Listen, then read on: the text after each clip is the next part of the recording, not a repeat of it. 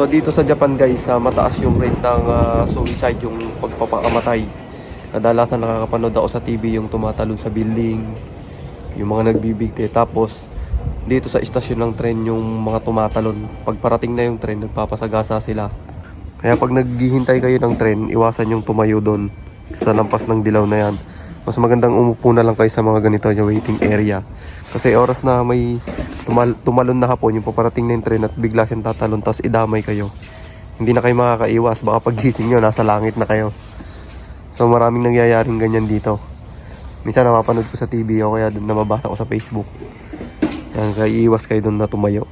Lalo-lalo na siya pupunta pa lang dito sa Japan. At saka yung sa mga bago pa lang na sasakay ng tren. Iwasan yung tumayo dyan. May mga waiting area naman katulad nito. So yun guys, 9 minutes pa akong maghihintay ng tren. At makikita mo sa monitor dito kung